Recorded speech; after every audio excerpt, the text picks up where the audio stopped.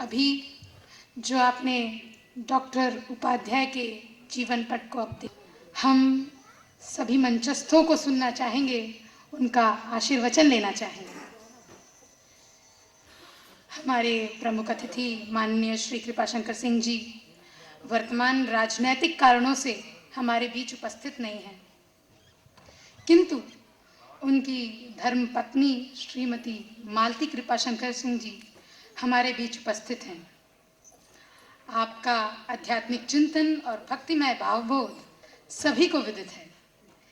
इसके साथ ही आप अपनी कुशाग्र तर्क शक्ति से बड़े बड़े विद्वानों को निरुत्तर कर देती हैं। आपसे हमारा अनुरोध है कि इस अवसर पर आप हमें आशीर्वाद प्रदान करें। श्रीमती मालती कृपाशंकर सिंह जी। मैं तो कुछ जानती नहीं हूँ, सब कुछ तो भगवान ही जानते हैं, लेकिन भगवान सबके हृदय में रहते हैं। हम आर उपाध्याय बाबू जी के चरणों में कोट कोट नमन करती हूँ। मैं बचपन से हमने देखा था कि जो पंडित जी हमारे घर पे जाते थे तो हम लोग चरण स्पर्श करते थे। तो इसलिए करते थे कि ब्राह्मण जो थे ब्रह्म ज्ञानी थे, ब्रह्म को जानते थे कि भगवान कैसा है। तो मैं तो यही कहूँगी कि मैं तो कुछ बोलना ऐसे जानती नहीं हूँ कि सब कुछ मेरा भगवान ही जानता है। हम कछु जानत नहीं, तुम जानो रघुनाथ। तो जो आतंकवादी हैं, हम यही कहेंगे कि गोस्वामी तुलसीदास जी महाराज एक दोहा लिखे हैं, सकल मनोरथ जानहु नीके, बसहु सदा उरुपुर सबही के। तो आतंकवादियों के हृदय में जो है भगवान जागृत हो जाए, जाग जाए, क्योंकि हमारा हृदय जो है क्षीर सागर है, शेष सैया है, उसी पे भगवान शयन करते हैं। जब हम भगवान को बुलाते हैं तो भगवान उठ जाते हैं, नहीं तो भगवान सोते ही रहते हैं। तो इनके हृदय में ही भगवान जागृत हो जाए, उठ जाए हमारे प्रभु। चाहे अल्लाह अल्लाह चिल्लाएं, चाहे भगवान भगवान, चाहे राम राम, जो भी कहें, क्योंकि भगवान के नाम जो है 33 करोड़ नाम है हमारे राम जी के। उसमें एक ईश्वर अल्लाह तेरे नाम। मैं जितना मस्जिद देखती हूँ कहती हूँ ईश्वर अल्लाह तेरे नाम, तू मेरे राम मेरे राम, तो भी मेरा अल्लाह कह कर हमारे पब्लिक को छोड़ दे। अगर इतनी पब्लिक यहाँ नहीं आई होती तो लगता नहीं कि हाँ गुलाब के फूल यहाँ खिल गए हैं। हम ही अगर 1 2 3 जन रहते तो कैसा लगता। अगर विश्व में मनुष्य न हो तो वहाँ जो है गुलाबी हवाएं नहीं चले, कैसे पता चले। भगवान राम जी जो है भक्त को बहुत मानते हैं और भक्त भगवान को मानते हैं। भगवान जो है भक्त के अधीन है। अगर भगवान को कोई पूजा करने वाला न हो तो प्रभु को कौन जाने। इसके लिए लोग गुरु का पूजा करते हैं। गुरुर ब्रह्मा गुरुर विष्णु गुरुर्देव महेश्वर, गुरुर साक्षात परम ब्रह्म तस्मै श्री गुरुवे नमः। अखंड मंडलाकारं व्याप्तमेन चराचरं तत्पदं दर्शितमेन तस्मै श्री गुरुवे नमः। जो गुरु जी के हृदय में भगवान प्रकट होते हैं तो पब्लिक को बताते हैं, अपने चेला को बताते हैं, भैया राम राम कहो, सीता राम राम कहो। कहे राम नाम सुमिरत एक बारा, उतरहि नर भव सिंधु अपारा। राम राम कहु राम सनेही, फिर कहु राम लक्ष्मण वैदेही। हम तो यही कहेंगे कि भगवान बड़े दयालु हैं। कारुण रूपम करुणा करंतम श्री रामचंद्रम शरणम प्रपद्ये। काम करते हुए प्रभु को बुलाना है, ये नहीं कि हम काम छोड़ दें और भगवान भगवान राम राम राम राम कहते रहें, ऐसी बात नहीं है। गोस्वामी तुलसीदास जी किसी के लिए एक दोहा नहीं छोड़े हैं, एक अनुभव नहीं छोड़े हैं। कहते कर से कर्म करौ विधि नाना, मन राखौ जहाँ कृपा निधाना। हम तो बहुत भगवान के लिए नहीं कर पाते हैं, भगवान मेरे लिए बहुत करता है। इसके लिए भगवान बड़े दयालु हैं।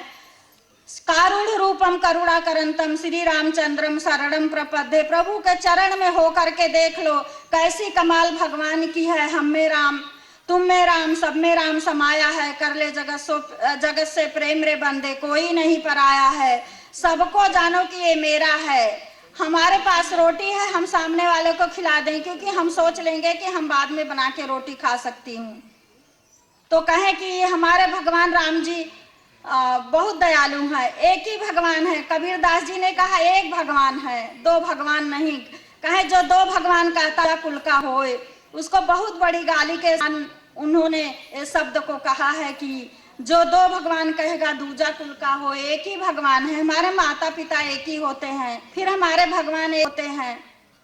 रामायण में लिखे हैं गोस्वामी तुलसीदास जी कि नीलांबु श्यामल कोमलांगम सीता समारो पितुवाम भागम पाड़व महासाया रुचापम नमामि रामम रघुसनाथम रक्तांभोजाभिरामं पीतांबरालंकृतम श्यामागम दिग्ध भुजंग प्रसन्नवनं श्री सीतया शोभितम लोकाभिरामं मृडरंगधीरम राजीव नेत्रम श्री रघुनाथम कारुण्य रूप करुणाकरंतम श्री रामचंद्र शरणम प्रपद्ये।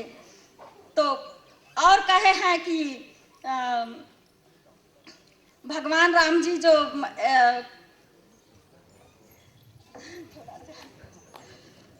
बोलते हैं कि हमारी मुकद्दर जो है भगवान ने बदल दिया है, तो आप लोग की भी मुकद्दर जाएगी। क्योंकि महामंत्र मणि विषय व्याल के मेटा थिन कुआं के हमें तुलसीदास जी एक जगह ये दोहा लिखे हैं और एक जगह लिख दिया कि अन होती नहीं होनी हो सो होए। तो कहे कि जब कोई जपेगा तो महामंत्र मणि विषय व्याल के मेटत कठिन कुअंक भाल के मंत्र जपने से कुअंक हमारा भगवान ने मिटा देता है। कि राम से अधिक नाम बढ़ाई, राम न सकहीं नाम गुणगाई। भगवान राम जी अपने नाम का गुणगान नहीं कर सकते और भगवान जिसको जिसको दिए हैं अपना हाथ छुपा करके दिए हैं, कभी अपना हाथ प्रभु ने दिखाया नहीं है। हम लोग अभी किसी को वस्तु देंगे तो अपना हाथ दिखाते, देखो मैं रहा हूँ, दे रही हूँ, ऐसा हम होते हैं। इस जो मूर्ति बनती है हम लोग बनाते हैं कि हमने मूर्ति बनाया, मूर्ति नहीं बोलती। हम भगवान राम जी जब मूर्ति बनाते, देखो यही मूर्ति बोली है, किसी को पता नहीं चलता कौन बोल रहा है। लोग कहें कह रहे उनकी धर्म पत्नी बोल रही है, ऐसी बात नहीं होती है। गोस्वामी तुलसीदास जी ने लिख दिया है कि आनन रहित सकल रस भोगी बिनु बाणी बक्ता बड़ जोगी। साधु बैठ के मेरे हृदय में बोल रहा है लेकिन उसका परिचय किसी को नहीं मिल रहा है। उपाध्याय ही नहीं परंतु उनका परिवार उनसे रूपों से उपकृत रहा है। इस अवसर पर आपकी उपस्थिति हमारे लिए बहुत महत्वपूर्ण है। आपसे अनुरोध है कि इस अवसर पर आप आशीर्वाद के 2 शब्द कहें। श्री किशोर ठाकुर ने बताया श्री आर उपाध्याय जी, जिन्होंने इतना रामचरित्र मानस को एक वैज्ञानिक दृष्टि दी है। वो श्री सत्य साई बाबा के परम भक्त हैं और उसी संगठन से यहाँ पर सभी कई भक्त आए हुए हैं और ये हमारे सेना के लिए एक बहुत बड़े गर्व की बात है कि अवतार के आगमन में, क्योंकि साईं भक्त सभी पूरे हृदय से मानते हैं कि सत्य साई अवतार रूप में इस धरती पर आए हैं और उसी दौरान श्री आर उपाध्याय ने रामचरित्र मानस के एक वैज्ञानिक जो दृष्टि दी है, हमने उनको बहुत बार सुना है। हम बड़े बड़े जो जिले के कार्यक्रम रहते हैं, आध्यात्मिक कार्यक्रम, हर बार चाहते हैं कि वो हमें समय दें और जितनी बार भी उन्होंने हमें समय दिया है तो जो नौजवान पीढ़ी है उनके द्वारा उनको भी रामचरित्र मानस की जो खूबियाँ हैं, एक एक शब्द में जो व्याख्या की गई है अवतार राम अवतार की, उनके बारे में जो चर्चा वो करते हैं, संबोधित करते हैं सबको, उससे बहुत सी बातें जो नहीं पहुंच पाती इनके द्वारा पहुंचती रहती हैं। और आज का जो दिन है बहुत सौभाग्यपूर्ण है क्योंकि आने वाले जो भी समय में उनके द्वारा जो पीढ़ी जो आजकल वंचित है इन सभी बातों से, क्योंकि उनका ज़्यादा समय आजकल के विज्ञान में जाता है और उसी वैज्ञानिक डॉक्टर होते हुए उन्होंने जो आध्यात्मिकता की ये जो रखी है श्रेणी सबके सामने, तो ये सबके लिए जो विज्ञान के पीछे घूमते हैं तो ज्ञान का क्या महत्व है, आंखों खोलने के लिए वो बहुत एक महत्वपूर्ण आगे चल के बहुत साबित होगी। और इसके लिए मैं श्री आर उपाध्याय जी को श्री सत्य साई सेवा संगठन के दौर से बहुत बहुत धन्यवाद देता हूँ और बाबा की प्रार्थना करता हूँ कि उनके जीवन के जितने दिन रहे उनकी आयु बहुत लंबी रहे, स्वास्थ्य अच्छा रहे, कि उनका पूरा परिवार आध्यात्मिक रूप से एक मिसाल है। ये सब मिसाल हमारे लिए बहुत बड़ा आदर के रूप में हम अपने आदरणीय उनके आभार मानते हैं। आज श्री किशोर ठाकुर जी, आज यह हमारा सौभाग्य है कि परम आदरणीय डॉक्टर देशमुख जी हमारे बीच में उपस्थित हैं। यह शोध प्रबंध उन्हीं की कार्यकाल में संपन्न हुआ। आप एक प्रखर वक्ता और गंभीर विचारक हैं। शोध कार्य विज्ञान पर आधारित है और आप वैज्ञानिक तथ्यों की मर्मज्ञ ज्ञाता हैं। इसलिए इस शोध कार्य का सही आकलन आप ही कर सकते हैं। मेरा आपसे अनुरोध है कि इस अवसर पर आप अपनी प्रतिक्रिया के 2 शब्द कहें। डॉक्टर स्नेहलता देशमुख जी।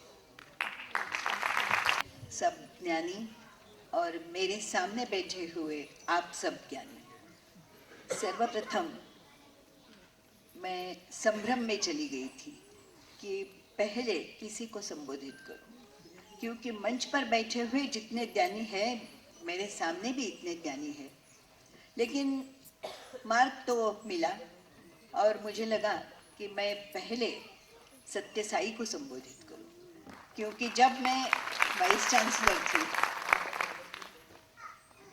तब कुछ कठिन समय तो आता ही है। जितनी हाई पोस्ट है इतने कठिनाई ज़्यादा है। तो जब कठिनाई थी तब मुझे डॉक्टर नरेश चंद्र सत्य साई के यहाँ चले गए थे। हम दोनों चले गए थे और सत्य साई ने खाली देख के इतना ही बताया कि have faith, fight and finish the game. And these 3 things were very, very important to me. I did have faith, I fought, and I won the game. So this is what is very, very important. मेरी जो पहली मालती जी ने जो बात बताई, मालती जी के बाद बोलना बहुत मुश्किल है और सत्य साई के प्रतिष्ठान के ठाकुर जी से बात के बोलना तो बहुत मुश्किल है। लेकिन एक महिला होने के बाद मैं तो कितनी कठिनाई भी होती है तब भी सागर पार ही करती हूँ। तो इसलिए I took this challenge and I said let me speak to you even after Malti ji about doctor Upadhyay. I remembered that उद्यमम साहसम धैर्यम बुद्धिशक्ति पराक्रम षडेते यत्र वर्तन्ते तत्र देवो ही सहायकृत और तत्र देवो ही सहायकृत तत्र राम ही सहायकृत। This is what Dr. Upadhyay is. Not only he is an excellent doctor, an excellent physician, but he is a very, very learned man because he has tremendous faith in God. आणि doctor Upadhyay असं करतात, काम करता करता देख देवाजीचं रूप. नुसते जप करत नाही तर काम करता करताच ते देवाजीचं रूप बघतात आणि म्हणूनच त्यांचे सगळे कुटुंबीय, रेखाजी, त्यांचा मुलगा नीरज, त्यांची सून, त्यांची मुलगी, त्यांची नातवंड सगळी जण त्यांच्यामध्येच रस घेऊन त्यांच्याबरोबरच असतात. त्यांनी जे पुस्तक लिहिलेलं आहे त्या पुस्तकाबद्दल बोलण्याकरता म्हणून मला इथे आमंत्रित केलं गेलं, कारण माझ्याच कार्यकाळामध्ये या पुस्तकाचं काम सुरू होतं आणि त्यांच्या पाठीमागे आमचे गुरु तिवारीजी खंबीरपणाने उभे होते. कठीण प्रसंग होता, कारण एका डॉक्टरला PhD हिंदीमध्ये करायचं होतं आणि डॉक्टरला हिंदीमध्ये PhD करायचं म्हणजे फॅकल्टी बदलावी लागते आणि ही फॅकल्टी बदलण्याकरता तिवारींनी जे प्रयत्न केले त्या प्रयत्नांना जोड नाही आणि म्हणून तिवारीजींचं मनःपूर्वक अभिनंदन. नवतियालजी इथे आलेले आहेत. नवतियालजींच्या बद्दल जरी फार मला माहिती नसली तरी त्यांची विद्वत्ता गेले अर्धा तास मी ऐकत होते आणि नवतियालजींनी इतक्या गोष्टी मला सांगितल्या की त्याच्यामुळे मला वाटतं या पुस्तकाबद्दल मला जास्त माहिती मिळाली. पहले तो यह है कि कार्यक्रम की शुरुआत संगीत से हुई और जो कार्यक्रम की शुरुआत संगीत से होती है वो कार्यक्रम यशस्वी ही होता है. आणि ते सुद्धा संगीताची सुरुवात नुसती नाही तर कृष्णमूर्तींनी निरनिराळ्या रागधारेमध्ये आपल्याशी संवाद केला. आणि ह्या रागाची एक गंमत आहे, सुरातला राग आणि मनातला राग याच्यामध्ये केवढा तरी फरक आहे बघा. सुरातला राग मन रिझवतो आणि मनातला राग मात्र मन झिजवतो. त्यांनी आपला मनातला राग काढून टाकला, आतंकवादी पळून गेले आणि त्याच्यामुळे आपण सगळे सुरक्षित आहोत. आणि या आतंकवादींना पळवण्याकरता मला वाटतं मालतीजींनी जे सांगितलं तेच झालं आणि म्हणूनच आपण सगळे सुरक्षित इथे आहोत. आणि म्हणून कृष्णमूर्तींचं सुद्धा मनःपूर्वक अभिनंदन. त्यांनी ज्या सुरामध्ये आपल्याकरता गायलं ते सूर आपल्या सगळ्यांच्या मनात आहेत. डॉक्टर ने तो बचपन से पारायण से रामचरितमानस की अनेक चौपाइयाँ तथा दोहे कंठस्थ करते थे. डॉक्टर उपाध्याय के पिताश्री और माताजी सुबह से ये चौपाइयाँ बताते थे और इसलिए उन्होंने बहुत मेहनत से ये सब कंठस्थ कर दिया. जो मैंने किताब देखी तो किताब की अनावरण तो अभी हो गई और मुखपृष्ठ और मलपृष्ठ ये 2 पृष्ठ मैं जरूर देखती हूँ. किताब में अंदर क्या है वे मुखपृष्ठ से समझ जाते हैं और मलपृष्ठ से जिन्होंने क्या लिखा है वो तो डॉक्टर मेघ ने इतनी अच्छी तरह से मलपृष्ठ पर लिखा है वो तो मैं बता दूंगी. लेकिन मुखपृष्ठ जो आप देखते हैं तो रामचरितमानस में वैज्ञानिक दृष्टि, तुलसीदास तो है ही लेकिन बाजू में माइक्रोस्कोप है, जीन्स है, मानव की उत्क्रांति है. और मानव की उत्क्रांति देखते हुए पहले मानव को जो टेल थी वो धीरे धीरे धीरे चली गई. खाली टेल चली गई लेकिन ब्रेन तो ज़्यादा से ज़्यादा उत्कर्षित हुआ. और इसलिए ये उत्क्रांति का बहुत महत्व अपने पास है. इसमें ये बुक में भौतिक विज्ञान तो है ही, जीव विज्ञान है, मनोविज्ञान है, निहित रसायन विज्ञान है और स्वास्थ्य विज्ञान है. तुलसीदास केवल महाकवि नहीं बल्कि समाज के गहन निरीक्षक ने, मनोविश्लेषक थे, स्पष्ट भक्ति के प्रबल उद्बोधक थे. तुलसीदास के लिए बोलने के मेरे पास शब्द तो नहीं है. रामचरितमानस एक वैज्ञानिक दृष्टि. मेरे मन में ऐसे आ गया कि मुझे यहाँ क्यों बुलाया गया और फिर ऐसे लगा कि मैं राम मंदिर रोड पे रहती हूँ. मेरा निवास राम मंदिर रोड पे है. जिन्होंने मार्गदर्शन किया ये तो रामजी तिवारी है. संत रामदास की चतुशताब्दी जन्मोत्सव अभी चालू है और डॉक्टर उपाध्याय के पिताजी का नाम राम है. तो इसलिए आज मुझे बुलाया गया क्योंकि मैं राम मंदिर के पास रहती हूँ. डॉक्टर तो एक हृदय तज्ञ है. जो कार्य करते हैं वो सहृदयता से करते हैं लेकिन उनकी ब्रेन पावर इतनी है कि वो हर चीज विज्ञान की कसौटी से तोलते हैं. और ये बुक में जो उन्होंने 200 पर बताए हैं कि हमारे शरीर की उत्पत्ति कैसे होती है, ये बताते हुए डॉक्टर साहब हमें ये भी बताते हैं कि असिस्टेड रिप्रोडक्शन के बारे में पुत्र का यज्ञ किया गया. दशरथ को पुत्र नहीं थे, पुत्री भी नहीं थी, कोई संतान नहीं थे. इसलिए इनकी 3 रानियों जी थी, कैकेयी, कौशल्या और सुमित्रा. वो तीनों रानियों को एक खीर दे दी और वे खीर चरू वो देने के बाद उनको गर्भधारणा हुई. साहित्य में ऐसे भी लिखा है कि कौशल्या, कैकेयी, वो 3 रानियों को जो दिया गया, उनकी सुमित्रा की खीर जो दी थी वो गीध ने निकाल दी और इसलिए कौशल्या ने जो उनको दिया था उनको आधा आधा करके वो बांट लिया और सुमित्रा का भाग गीध ने जो ले लिया था, फिर सुमित्रा को कैकेयी और कौशल्या ने अपने अपने भाग में से निकाल कर भाग दे दिए. डॉक्टर साहब कहते हैं कि when we try to understand this in the embryological sequence, it is in vitro fertilization, nothing else. What a great event he has put in. It is not gift, it is not IVF, it is not something else, but it is what he has seen, what Tulsidas has written in all his things. Shringi ऋषि ने 5 द्वियुग्म तैयार किए और अर्धभाग कौशल्या को दिया. उभय भाग आधे कर कीन्हा, ऐसे रामचरितमानस में लिखा है. भौतिक विज्ञान है, रसायन विज्ञान है, जीव विज्ञान है, स्वास्थ्य विज्ञान है और मनोविज्ञान है. मनोविज्ञान ये कठिन समय में बहुत अच्छी तरह से जानना चाहेंगे और इसलिए ये पुस्तक तो सभी को बहुत बहुत कठिन समय में बहुत आधार देने वाला है। रोगों की बहुत बात भी उन्होंने की है। अहंकार को डमरुआ यानी आर्थराइटिस की उपमा देकर डॉक्टर साहब बोलते हैं, तुलसीदास जी एक वैज्ञानिक विवेचन प्रस्तुत करते हैं।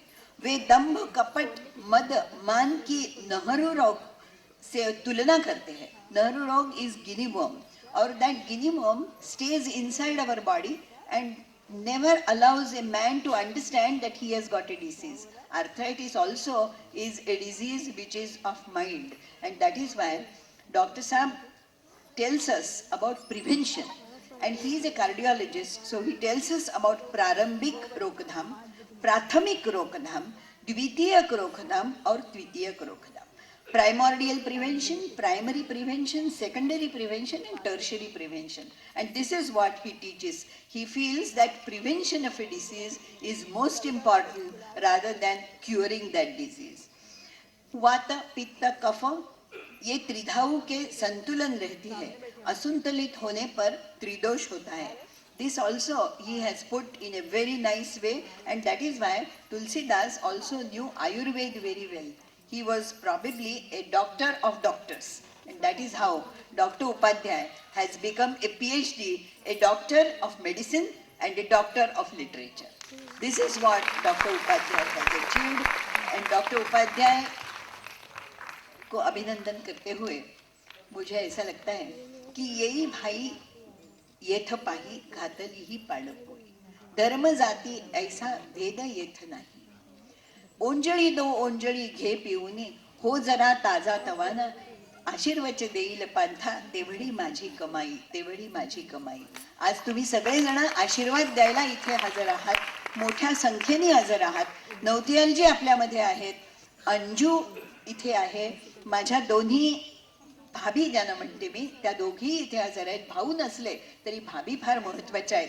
दोघी जणींनी स्टेज सांभाळलेलं आहे आणि त्यांचे डॉक्टर उपाध्यायांचे काका इथे हजर आहेत, सत्यसाईंचे भक्त इथे हजर आहेत. आपण सगळे मोठ्या संख्येने हजर आहात आणि म्हणूनच मला अगदी मन भरून आले, घन भरून आले, म्हणजे तुझं वाचून दुसरे सुचतच काही नव्हते. कारण पाऊस शब्दांचा होता, पाऊस पुष्पांचा होता. आम्हाला जे पुष्पगुच्छ देण्यात आले त्याच्यामध्ये सुद्धा कौतुक करण्यासारखं आहे की ते पुष्पगुच्छ सुद्धा इतके आकर्षित होते, आमच्याच उंचीचे होते, त्याच्यामुळे उंच म्हणून फोटोग्राफरला ते बाजूला करायला लागले नाही. कार्यक्रमाची सुरुवात आपण ज्योत प्रज्वलनाने केली, दीप प्रज्वलनाने केली. या दीप प्रज्वलनाबद्दल एक छोटीशी गोष्ट सांगून मी माझं भाषण संपवणार आहे. आशीर्वाद देण्याचं. देवापुढे आपण नेहमी दिवा लावतो आणि आज तर विज्ञान युग आहे. या विज्ञान युगामध्ये ट्यूबलाइट्स आहेत सगळीकडे. एक दिवशी या समईचं आणि त्या ट्यूबलाइटचं खूप भांडण झालं. दोन बायका नेहमीच भांडत असतात. आम्ही तिघी जणी मात्र कधी भांडलो नाही, स्टेजवरती बसून सुद्धा. ट्यूबलाइट म्हणाली, मी श्रेष्ठ, नुसतं एक बटन दाबलं की सगळी खोली उजळून निघते, तू काय नुसतीच एका कोपऱ्यात बसतेस आणि तो कोपरा उजळून निघतो. समई म्हणाली, होय बाई, खरंय तू म्हणतेस ते, पण एकच कर ना, तुझ्या एका ट्यूबलाइटनी दुसरी ट्यूबलाइट लावून दाखव बघू. मी बघ माझ्या एका ज्योतीने असंख्य ज्योती लावीन, त्या ज्योती ज्ञानाच्या असतील आणि या ज्ञानाच्या ज्योती उजळण्याकरता दुसरं कोणीही नाही तर डॉक्टर उपाध्याय आपल्यामध्ये आहेत. त्यांनी ज्ञानाच्या ज्योती लावल्यात. तुलसीदासांचं जे ज्ञान होतं ते आपल्या समोर त्यांनी प्रगट केलंय आणि म्हणूनच त्यांचं मनःपूर्वक अभिनंदन, त्यांच्या सर्व कुटुंबियांचं मनःपूर्वक अभिनंदन. आणि आपण जे प्रेम दाखवलं, आपण जे त्यांचं कौतुक केलं, त्याच्यामुळे आपल्या सर्वांचं मनःपूर्वक अभिनंदन. या रम्य दुपारी तिनं संपला स्मरावा, आकंठ भोगलेला आनंद आठवावा, ज्ञानामृतास प्यालो आकंठ तृप्त झालो. या उपाध्यायजींचाच नव्हे तर तुलसीदासाचा आणि आपल्या सर्वांचा उत्कर्ष होत जावा, उत्कर्ष होत जावा. नमस्कार. परंतु इस समारोह में आप उपस्थित नहीं हैं क्योंकि उन्हें अचानक ऑस्ट्रेलिया जाना पड़ा. उन्होंने अपने मनोगत को एक वीडियो क्लिपिंग के द्वारा हमारे पास पहुंचाया है. आइए हम उन्हें सुनते हैं.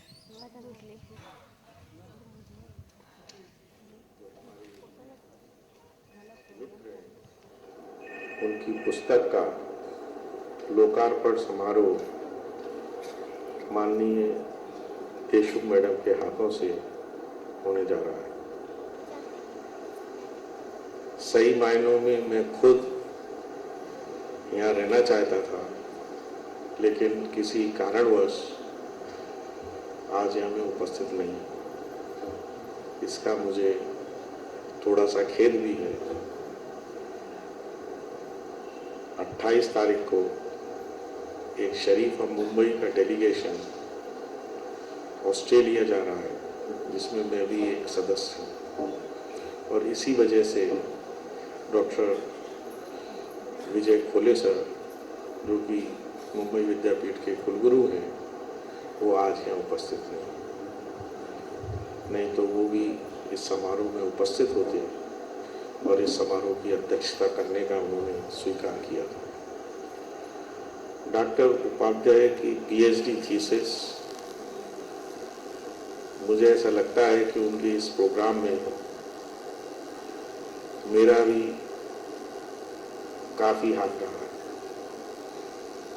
जब भी मैं उनसे मिलता था, आज से 10 साल पुरानी बात होगी, हमेशा उनके डॉक्टरी पेशा के बारे में कम और रामायण के बारे में बड़े अच्छे तरीके से चौपाई, उसका अध्ययन और उसकी विश्लेषण करके, समीक्षा करके इतने अच्छे उदाहरण देते थे, तो मुझे ऐसा लगता था कि ये कार्डियोलॉजिस्ट जैसे बोलते हैं कि हृदय रोग विशेषज्ञ, ये कम है और हिंदी के एक विद्वान ज़्यादा है। हालांकि मैं जानता हूँ कि ये बहुत अच्छे हमारे कल्याण शहर के हृदय रोग विशेषज्ञ हैं, उनके अपने अच्छे अस्पताल हैं, बहुत से पेशेंट्स उनके पास हर समय उपस्थित रहते हैं, फिर भी वो समय निकाल के रामायण और उसके बारे में उनके विचार, जब भी इस तरीके की चर्चा होती थी तो शुरू हो जाते थे।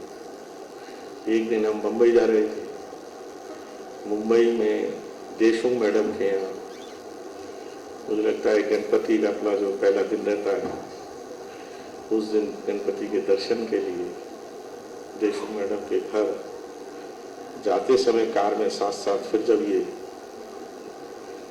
डिस्कशन शुरू हुआ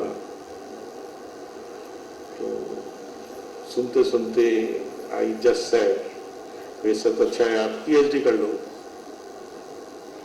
पीएचडी हिंदी में होगी, रामायण के विषय पे होगी, साइंस के आप हैं तो वैज्ञानिक दृष्टिकोण इसे साथ लेके कुछ काम किया जा सकता है।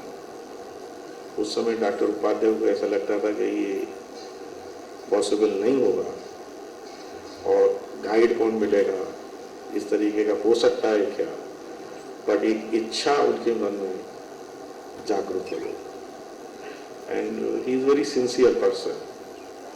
तो सीरियसली उनका थिंकिंग इस तरीके का शुरू हो गया और उन्होंने कहीं ना कहीं कभी कैसे वो डिस्कशन, फिर मैं मुंबई विद्यापीठ में प्रकुल गुरु के नाते जब इंक्वायरी वगैरह की, कौन हो सकता है गाइड, क्या हो सकता है, तो प्रोफेसर रामजी तिवारी जो मुंबई विद्यापीठ के हिंदी विभाग प्रमुख रह चुके थे,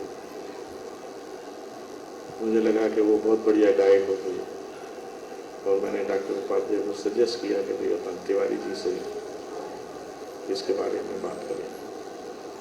तिवारी जी को फोन लगाया तो तिवारी जी को भी आश्चर्य हुआ, कहा डॉक्टर आर उपाध्याय कार्डियोलॉजिस्ट और रामायण पे काम करेंगे, इनके पास टाइम ही नहीं होगा, he is a very busy doctor.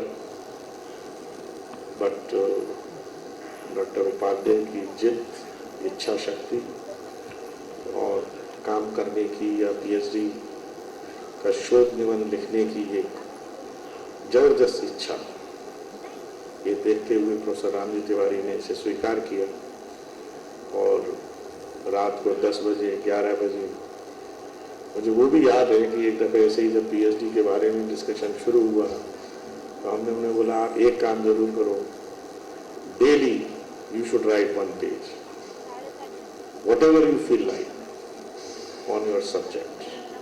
और बोले मैं ऐसे ही एक एक पेज वो लिखते गए और वो अपने आप में थीसिस बनती गई।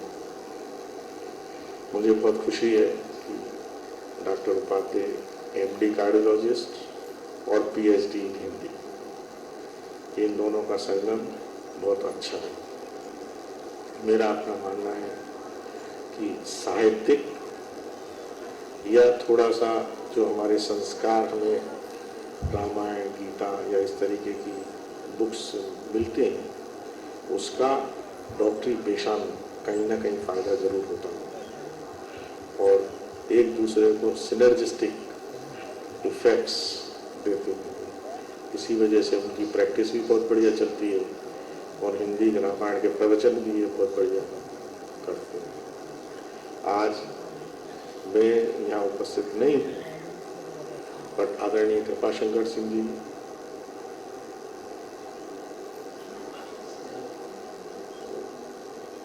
क्या नाम था अभी, तुम कट कर देना इतना बीच में से, क्या नाम था नहीं, हाँ, और उनसे इसमें वैज्ञानिक दृष्टि बाहर प्रवेश द्वार के पास स्टॉल पर रख दिए गए हैं और आज के लिए लिखित मूल्य पर 100 रुपये कम होकर दी जा रही है। इच्छुक लोग इसका लाभ उठा सकते हैं। डॉक्टर रामजी तिवारी इस लोकार्पित शोध प्रबंध के निर्देशक हैं। स्वाभाविक है कि आप इस सारी प्रक्रिया के चश्मदीद गवाह रहे हैं, संरक्षक रहे हैं। डॉक्टर उपाध्याय की श्रम निष्ठा, प्रतिभा, सामर्थ्य और इस शोध प्रबंध की उपलब्धियों के बारे में आपसे अधिक और कौन जानता है। आपसे अनुरोध है कि इस अवसर पर आप अपने मनोगत को व्यक्त करें। समारोह अध्यक्ष आदरणीय पंडित नौटियाल जी, श्रीमती मालती सिंह जी, श्रीमती नरेश चंद जी, श्री ठाकुर साहब और इस समारोह के केंद्र बिंदु डॉक्टर RR उपाध्याय, उनके आदरणीय बड़े पिता पंडित बलभद्र उपाध्याय और अभी अभी जा चुकी हैं हम सबकी ही बहुत ही आदरणीय डॉक्टर स्नेहलता देशमुख जी, और सामने बैठे आप सभी सुधीजन। ये अनुष्ठान, ये समारोह निश्चित रूप से एक अलग किस्म का आयोजन है और इस अवसर पर जो पहला काम करना चाहिए वो ये कि डॉक्टर उपाध्याय और उनके पूरे परिवार को जितना ज़्यादा संभव है साधुवाद दिया जाए, उनका अभिनंदन किया जाए, उन्हें प्रणाम किया जाए। ये सच है कि मैं इससे जुड़ा और जुड़ा रहा और जुड़ा हूँ, और जैसा कि समृद्धि ने कहा कि मैं चश्मदीद गवाह रहा हूँ, मैं कहना चाहूँगा कि मैं उसका सहचारी या सहभोक्ता रहा हूँ। पूरी प्रक्रिया के साथ मैं जुड़ा हुआ था। एक बात मेरे मन में बार बार आती रही थी बहुत वर्षों से कि गोस्वामी तुलसीदास ने वंदना करते हुए जब वाल्मीकि की वंदना की तो उन्होंने कहा कि वाल्मीकि और हनुमान जी की एक साथ वंदना की और कहा कि वंदे विशुद्ध विज्ञानौ कपीश्वरौ कवीश्वरौ वा। कपीश्वर हनुमान जी, कवीश्वर वाल्मीकि जी, और दोनों को कहा वंदे विशुद्ध विज्ञानौ, विशुद्ध वैज्ञानिक के रूप में उनकी घोषणा कर दी। इसके बाद उन्होंने फिर घोषित किया कि कहब ज्ञान विज्ञान विचारी, मैं जो कुछ कहूँगा वो ज्ञान और विज्ञान के साथ होगा। और जब अपनी कविता पर बात करने लगे तो उन्होंने कहा कि कवित विवेक एक नहीं मोरे, सत्य कहूँ लिख कागज कोरे। सत्य कहने वाला वैज्ञानिक दृष्टि रखता है, क्योंकि सारे प्रयोगों के माध्यम से विज्ञान किसी सत्य के पास पहुंचना चाहता है। तो सत्य की खोज, सत्य की आस्था और सत्य के प्रति निष्ठा वास्तव में एक वैज्ञानिक दृष्टि का परिणाम है। रामचरितमानस पूरा हो गया तो फिर गोस्वामी तुलसीदास ने कहा कि ये क्या देगा आपको, तो उन्होंने कहा भक्ति और विज्ञान। इसका मतलब ये है कि प्रस्थान से लेकर फलश्रुति तक कहीं ना कहीं एक विज्ञान की दृष्टि गोस्वामी तुलसीदास में थी। इसमें ये भ्रम नहीं होना चाहिए कि तुलसीदास विज्ञान के बहुत बड़े अध्येता थे या उन्होंने प्रयोगशालाओं में बहुत सारे प्रयोग किए थे। मानना ये चाहिए कि नाना पुराण निगमागम सम्मत लिखने वाला वो महापुरुष भारतीय वैज्ञानिक तमाम निष्पत्तियों से परिचित था और वो उनके संस्कार में, स्वभाव में, ज्ञान में, आचरण में हर जगह आ गया था। यानी कि किसी भी बात को बिना जांचे परखे, उसका मूल्यांकन किए, विश्लेषण किए यूं ही नहीं कह देना चाहिए। यही वास्तव में वैज्ञानिक दृष्टि है। वैज्ञानिक दृष्टि का मतलब एक क्रमबद्ध आधार पर निश्चित ज्ञान को विज्ञान कहते हैं। यानी वो जो क्रमबद्ध ज्ञान है, ऐसे नहीं है, पल्लवग्राही ज्ञान नहीं है, वो वास्तव में विज्ञान हुआ करता है। तो गोस्वामी तुलसीदास जो कुछ भी कह रहे थे, एक छोटा सा उदाहरण मन में बार बार आता था कि हनुमान जी लंका युद्ध में लड़ाई कर रहे थे, उनके पास तो कोई हथियार होता नहीं था। तो गोस्वामी जी लिखते हैं कि फेंकत गात चले नभ जात, पड़े भ्रम बात न भूतलायो। फेंक दिया तो एकदम चले गए, वो न्यूट्रल पॉइंट पे पहुंचे जहां चंद्रमा और पृथ्वी की आकर्षण शक्तियां एक जगह आ जाती हैं और वहां कोई चीज पहुंचती है तो अटक जाती है। कभी हमारे बेचारे त्रिशंकु वहां अटक गए। यानी हवा का प्रवाह वहां नहीं है, ये सभी जानते हैं। जब रॉकेट यहाँ से भेजे जाने लगे तो उनके पीछे सिद्धांत काम करता था कि उनकी जो वेलोसिटी है वो इतनी हो कि उसको क्रॉस कर दें। जब क्रॉस कर देंगे तो चंद्रमा की ओर अपने आप चले जाएंगे। तो ये इतने सारे वैज्ञानिक तथ्य गोस्वामी जी के मन में थे और मुझे एक आदमी की तलाश थी कि कोई इस तरह से मानस पर शोध करे। संयोग से डॉक्टर साहब मिल गए। वो कैसे मिले, सारी प्रक्रिया आप लोगों ने यहाँ जान ली। तो मैंने उनके सामने प्रस्ताव रखा, उन्होंने स्वीकार किया और बाद में उनकी रुचि इसमें इतनी पनप गई कि उन्हें अधिकांश जगहों पर यह विज्ञान दिखाई पड़ने लगा। तो उपाध्याय जी को, उनके पूरे परिवार को साधुवाद देता हूँ, आशीर्वाद देता हूँ, मंगल कामनाएं करता हूँ और ये कहता हूँ कि वे इसी तरह के और महत्वपूर्ण काम करते रहें। स्वयं करने के साथ अपने परिवार को, मित्रों को, दूसरों को प्रेरित करते रहें और मुझे ऐसा लगता है, मुझे विश्वास है कि ये सार्थक होगा। आप लोगों ने मेरी दो बातें शांति से सुन ली, इसलिए आपका भी मैं ऋणी हूँ। बहुत बहुत धन्यवाद। तो आमचं एक डेलिगेशन ऑस्ट्रेलियाला जात असल्यामुळे मला या कार्यक्रमाला उपस्थित राहता येत नाही, परंतु या माध्यमाद्वारे मला असं वाटलं की या ग्रंथासंबंधी काही दोन शब्द आपल्या बरोबर त्या दृष्टीने संवाद साधावा म्हणून मी आपल्यासमोर माझे विचार मांडत आहे। डॉक्टर उपाध्याय यांची आणि माझी ओळख अनेक वर्षांची आहे। आरोग्य क्षेत्रामध्ये ते एक नावाजलेलं व्यक्तिमत्व आहे आणि त्यांनी जे अनेक प्रयोग आरोग्य क्षेत्रामध्ये केलेले आहेत ते सर्व आपण जाणत आहोत। परंतु या ग्रंथाद्वारे त्यांनी गोस्वामी तुलसीदास यांनी लिहिलेल्या रामायणासंबंधी जे एक क्रिटिकल त्यांचं जे मत आहे ते जे मांडलेलं आहे ते मला स्वतःला फार महत्त्वाचं वाटतं। ऑडिटोरियम में रोशनी ज़्यादा कर दीजिए। हाँ, ये इसलिए कि मैं जाने वालों को देखता रहूं।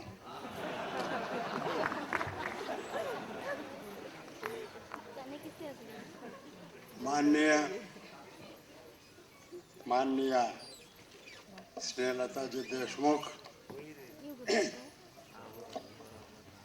और आज के सत्कार मूर्ति रा शब्द बड़ा महत्वपूर्ण है।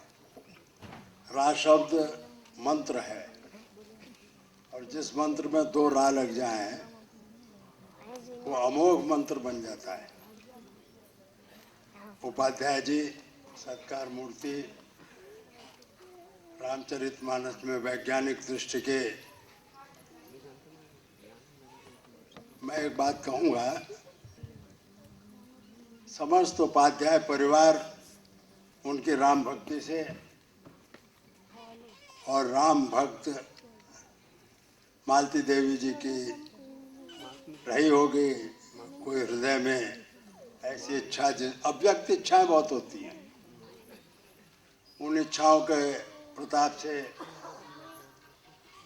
आपने क्रांतिकारी कार्य किया है। तुलसीदास जी के बारे में अब तक यही पढ़ाया जाता रहा कि राम राम जपते रहो, और कलयुग में यही एकमात्र राम नाम रास्ता है भक्ति मार्ग का, और भक्ति मार्ग से ही बचाव होगा, उसी से त्राण होगा। आज की परिस्थितियों में जो कलयुग है, अभी तो कुछ देखा नहीं कलयुग कैसा है। अभी तो जो होने वाला आने वाला कलयुग है, उसमें जो दुरावस्था होगी वैसे दुरावस्था भगवान राम के जमाने में भी नहीं रही होगी। और वो द्वापर का युग था, और उस द्वापर युग में ऋषि मुनियों का तप करना, विद्या अध्ययन और विद्या दान करना, समाज को रास्ता दिखाना, ये सब कार्य खत्म हो रहा था, क्योंकि उस समय आसुरी शक्तियां, मैं आसुरी प्रवृत्तियां नहीं कह रहा हूँ, शक्तियां कह रहा हूँ। प्रवृत्तियां तो बहुत हैं, हर व्यक्ति के अंदर दोनों प्रवृत्तियां हैं, लेकिन उस समय की आसुरी शक्तियां भयानक उत्पात मचाए हुए थे। और राम चक्रवर्ती सम्राट दशरथ का पुत्र रावण के मुकाबले में कोई छोटी चीज नहीं था। और रावण कोई द्रविड़ नहीं था। और उस समय जो राम और रावण युद्ध हुआ, तो वो युद्ध आर्यों और द्रविड़ों के बीच का युद्ध नहीं था। वो युद्ध आतताइयों और आतताइयों से सताए हुए लोगों के बीच का युद्ध था। राम अयोध्या की सेना को लेकर के नहीं गए थे रावण के विरुद्ध युद्ध करने के लिए। राम अकेले गए थे, साथ में पत्नी थी और साथ में एक भाई था। अब वो लंबी कथा है कि क्यों पत्नी और एक भाई था, दूसरा भाई क्यों रह गया था, तीसरा भाई खड़ाउन की पूजा करता हुआ किस तरह से अयोध्या का प्रशासन चला रहा था, राम के नाम से चला रहा था, वो सब चीजें अपने अपने स्थान पर है। लेकिन उपाध्याय जी, आपने जो नई दृष्टि इसमें दिखाई है, वो नई दृष्टि यह है कि उस समय ऋषि विश्वामित्र ने राम को मांगा, राम को सिखाया, पढ़ाया। भगवान राम हमारे लिए विष्णु के अवतार हैं, बात ठीक है, लेकिन विष्णु के अवतार को भी ज्ञान के, विज्ञान के माध्यम से संसार में जो दुखी लोग हैं उनको त्राण देने के लिए, उनको बचाने के लिए वो सब सीख के आना पड़ा। आज के इस कलयुग में रामायण की, सभी रामायणों की, लेकिन तुलसीकृत रामायण सभी रामायणों का निचोड़ है। तो सभी रामायणों के निचोड़ तुलसीकृत रामायण में जो ये कहा कि कलयुग में रामायण ही, राम ही एकमात्र रास्ता है, वो जो रास्ता है वो आपने आज दिखा दिया। वो रास्ता हमारा देश आपकी प्रस्थापना के अनुसार विज्ञान में अत्यंत आगे बढ़ा हुआ था। उस समय हर किस्म की वैज्ञानिक दृष्टि और प्रयोग लोगों के पास थे, तो वो वैज्ञानिक दृष्टि और प्रयोग कहाँ समाप्त हो गए?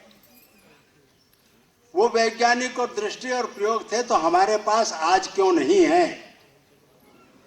आप सब जानते हैं केवल भक्ति से बात नहीं बनेगी। हमारे पास वो वैज्ञानिक दृष्टि, वो वैज्ञानिक प्रयोग लुप्त हो गए। और लुप्त कब हुए और क्यों लुप्त हुए? वो त्रेता में आकर के लुप्त हुए। त्रेता में जो संहारक युद्ध हुआ, उस संहारक युद्ध के फलस्वरूप हम लोग वैज्ञानिक दृष्टिकोण से पीछे हट गए। हम लोगों ने आध्यात्मिक दृष्टिकोण को आगे रख लिया और आध्यात्मिक दृष्टिकोण के कारण हम सोमनाथ मंदिर में घंटे बजाते रहे और आतताई आकर के मंदिर को तोड़ के चले गए। ये एक प्रश्न है। जब हमारे पास ऐसी वैज्ञानिक दृष्टि थी, जब हमारे पास प्रक्षेपास्त्र थे, जब हमारे पास विमान थे, तो हम गन पाउडर से क्यों हार गए? क्योंकि हमारे पास वो रह नहीं गया। और जिस राष्ट्र को, जिस समाज को, जिस संस्कृति को नाश करना हो, उसके ज्ञान और विज्ञान का पहले नाश कर दो। पहले संस्कृत का नाश किया गया।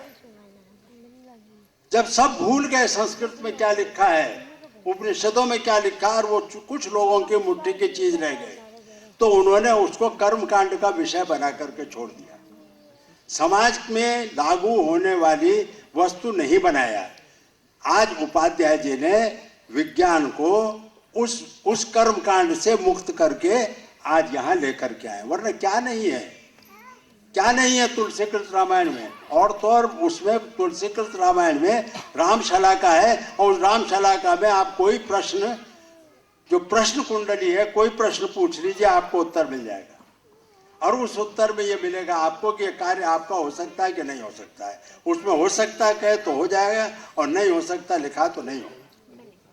इस प्रकार से जो भक्ति की केवल भक्ति की किताब रह गई थी, उसको आपने आज शक्ति की किताब बना करके आप सामने लेकर के आए। मैं संक्षेप में ये कहना चाहता हूँ कि आज हमारे देश को आवश्यकता है, हमारे पिछले राष्ट्रपति कलाम साहब भी कह गए हैं कि अगर इस देश को आगे बढ़ना है, संसार में सर्वश्रेष्ठ शक्ति बनना है, तो उसको अपने पुराणों को, अपने उपनिषदों को, रामायण को, महाभारत को, इन सब का अध्ययन करना चाहिए। उसमें विशेष रूप से रामायण का अध्ययन करना बहुत जरूरी है। मेरा कहना यह है कि हमने साइंस एंड स्पिरिचुअलिटी में, विज्ञान और अध्यात्म में जो सामंजस्य और समानता से आगे बढ़ने की दृष्टि होनी चाहिए, उसको छोड़ दिया। एक जगह पर जब हमने विज्ञान छोड़ दिया तो हमने अध्यात्म भी छोड़ दिया। अध्यात्म केवल कर्मकांड में रह गया और विज्ञान लुप्त हो गया। आप उस विज्ञान को पुनः लेकर के आए हैं, और इसके लिए साधुवाद, धन्यवाद। आशीर्वाद का मेरा कर्तव्य बाकी रह गया। मुझे आशीर्वाद के कर्तव्य में अपने बहुत ही प्रिय मित्र सखा डॉक्टर राम मनोहर त्रिपाठी की याद आती है। उपाध्याय जी वहाँ बैठे हैं, और इस परिवार के बुजुर्ग हैं बलभद्र उपाध्याय जी। ये आए तो राम मनोहर की याद आ गई। राम मनोहर ने कहा कि सबका हृदय जीत लो आचरण से, जैसे कि मधुगंध वातावरण से। आशीष का मूल्य होता बहुत है, देते नहीं लोग अंतःकरण से। और मैं अंतःकरण से आपको आशीर्वाद देता हूँ, और उम्मीद करता हूँ कि कलयुग के इस अंतिम काल, कलयुग के इस अंतिम काल के प्रारंभ में आप जो ये नई दृष्टि लेकर के आए हैं, उससे ये देश लाभान्वित होगा। धन्यवाद। बहुत बहुत धन्यवाद श्री नौटियाल जी। आज की शुभ घड़ी में मैं अपने आप को और हम सभी को सौभाग्यशाली समझती हूँ कि हमें एक साथ इस मंच पर सभी उपस्थित महानुभावों और अपने अपने क्षेत्र में विद्वानों को प्रेरक उद्गारों को सुनने का सौभाग्य प्राप्त हुआ। मेरे शब्दों में मेरे इन भावनाओं को प्रकट करने की क्षमता नहीं है और इसलिए मैं इस ग्रंथ के लेखक डॉक्टर आर उपाध्याय जी से विनम्र निवेदन करती हूँ कि वे कृपया आएं और आभार ज्ञापन का कार्यक्रम करें। गिरा अर्थ जल बीच सम, कहियत भिन्न न भिन्न, बंदहु सीता राम पद, जिन्हि परम प्रिय खिन्न। भगवान श्री सत्य साईं बाबा की असीम अनुकंपा से यह एक कार्य हो गया, मुझे निमित्त बनाकर। इस कार्य को के बारे में हर व्यक्ति ने कहा, सभी मंचस्थ विद्वान यहाँ आए, आप सभी सुधी श्रोता विद्वान और ज्ञानी हैं। हम मंचस्थ विद्वानों को प्रणाम और आप सभी को अभिनंदन वंदन करते हैं कि आप सब इस समारोह में आए। यह कृति मेरे सामर्थ्य को बिल्कुल प्रकट नहीं करती। ये जो कुछ भी कहा गया, ये बहुत उदारता के साथ लोगों ने मेरे बारे में कहा। मैं आप सभी का ऋणी हूँ, आभारी हूँ कि आप सभी ने बड़ी उदारता से मुझे इस बात के लिए साधुवाद दिया, मेरा अभिनंदन किया। मैथिली शरण गुप्त ने यह कह दिया है कि राम तुम्हारा चरित्र स्वयं ही काव्य है, कोई कवि बन जाए सहज संभाव्य। जहां इतनी सहजता है, उस ग्रंथ में इतनी सहजता है कि आपको नजदीक जाने की बात है। जब पारस पत्थर हो तो लोहा क्यों डरे, वो नजदीक गया तो सोना बन गया। बस यही एक बात रही, कुछ ईश्वर की अनुकंपा, और जो कुछ भी हुआ वह हमारे संस्कार, हमारे पारिवारिक संस्कारों की वजह से, जो हमें आत्मीय बल दिया और यह प्रेरित करता रहा कि कुछ हो जाए। मेरी दृष्टि में यह शोध प्रबंध बिल्कुल था नहीं। शुरुआती दौर से रामचरितमानस को मैं पढ़ता था। बचपन से संस्कार ऐसे थे परिवार में कि अंताक्षरी करने के लिए बैठता था तो ज़्यादा से ज़्यादा अगर जीतना है तो ज़्यादा से ज़्यादा चौपाइयाँ और दोहें याद करना पड़ता है। और रामचरितमानस की चौपाइयाँ और दोहें बस मात्र इसके लिए याद की गई, और आगे चल करके उसका क्या परिणाम होगा ये मुझे पता नहीं था।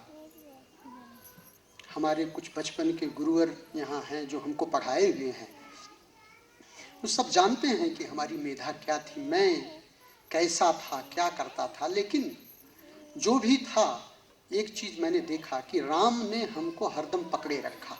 मैं उनको छुड़ाता रहा लेकिन वो हमको पकड़े रहे, और यही एक सबसे बड़ी मैं अपनी लायकियत समझता हूँ, जिसकी वजह से ये सब काम हो गया। और र और मैं यही है, क्योंकि र जो है जब किसी से जुड़ता है तो वो डई र जो होता है वो छतरी की भांति हरदम छत्र छाया देता है, सुरक्षित रखता है, और वही वो छतरी हमारे पास हरदम रही। मैडम परम आदरणीय स्नेहलता देशमुख जी ने तो सभी रकारों को बता दिया, सब रकार ही जुड़े। पिताजी रामचंद्र, राम जी मार्गदर्शक, इतने लोग सब थे, तो क्यों न ये सब होता। इन सब चीज़ों का सारा विवरण आप लोग सुन चुके हैं और समय भी बहुत हो चुका है, मैं ज़्यादा कहूँगा नहीं। जहाँ तक शोध प्रबंध की बात है, वह इतना है कि उसमें आद्योपांत जो निर्वाह किया गया है, शुद्ध वैज्ञानिक दृष्टियों का और सरणियों का संधान किया गया है। वह कोई ऐसा नहीं है कि आप उसके अंदर बिल्कुल अध्यात्म या साहित्य, वो निश्चित रूप से आप पाएंगे, लेकिन उसकी व्याख्याएं पूर्ण विज्ञान सम्मत हैं। चाहे वो भौतिक विज्ञान हो, रसायन विज्ञान हो, जीव विज्ञान हो, स्वास्थ्य विज्ञान हो, मनोविज्ञान हो, ये जो पांचों धाराएं उसके अंदर हैं वो ऐसी हैं कि उनमें आप विशुद्धता के साथ अगर आप जाएंगे तो उसकी और भी कई शाखाएं प्रस्फुटित हो सकती हैं। और इसके पीछे मेरा मुख्य उद्देश्य यही था कि कम से कम इस माध्यम से वह लोग भी जुड़े जो सदैव इससे कन्नी काटते रहे हैं, विज्ञान के लोग या जो बहुत ज़्यादा समझदार हैं, तो वो कभी कभार इस दिशा में नहीं जाते हैं। और यदि वो इस दिशा में गए तो हो सकता है कि पूरे विश्व का कल्याण हो जाए। अनेकानेक ऐसे अनुसंधान हो सकते हैं जिन अनुसंधानों से विश्व का कल्याण हो सकता